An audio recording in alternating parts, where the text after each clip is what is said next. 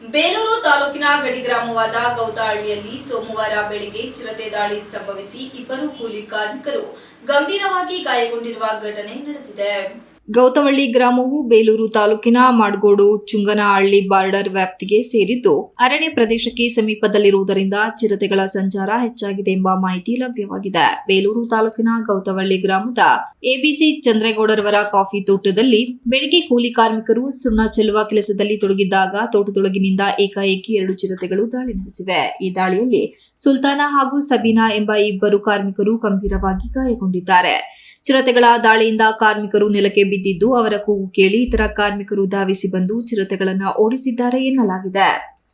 ಗಾಯಗೊಂಡ ಇಬ್ಬರನ್ನು ತಕ್ಷಣವೇ ಸ್ಥಳೀಯರ ಸಹಕಾರದಿಂದ ಮೂಡಿಗೆರೆ ಸರ್ಕಾರಿ ಆಸ್ಪತ್ರೆಗೆ ಕರೆದೊಯ್ಯಲಾಗಿದ್ದು ಅಲ್ಲಿ ಪ್ರಾಥಮಿಕ ಚಿಕಿತ್ಸೆ ನೀಡಲಾಗಿದೆ. ಗಾಯಾಳುಗಳ ಸ್ಥಿತಿ ಗಂಭೀರವಾಗಿರುವುದರಿಂದ ವೈದ್ಯರು ಹೆಚ್ಚಿನ ನಿಗಾವಹಿಸಿ ಚಿಕಿತ್ಸೆ ನೀಡುತ್ತಿದ್ದಾರೆ ಎಂದು ತಿಳಿದುಬಂದಿದೆ. ಘಟನೆಯ ಮಾಹಿತಿ ತಿಳಿಸುತ್ತಿದ್ದಂತೆ ಅರಣ್ಯ ಇಲಾಖೆ ಅಧಿಕಾರಿಗಳು ಸ್ಥಳಕ್ಕೆ ಭೇಟಿ ನೀಡಿ ಪರಿಶೀಲನೆ ನಡೆಸಿದ್ದಾರೆ.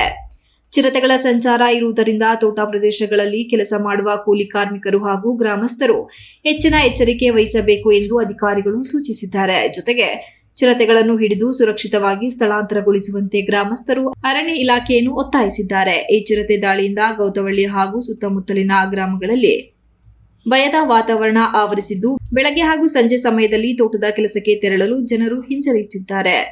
ಅರಣ್ಯ ಇಲಾಖೆ ಶೀಘ್ರ ಕ್ರಮ ಕೈಗೊಳ್ಳದಿದ್ದರೆ ಪ್ರತಿಭಟನೆ ನಡೆಸುವುದಾಗಿ ಗ್ರಾಮಸ್ಥರು ಎಚ್ಚರಿಕೆ ನೀಡಿದ್ದಾರೆ. Ganesh TV 46 news Kannada, Belur. You are watching TV 46 News Kannada.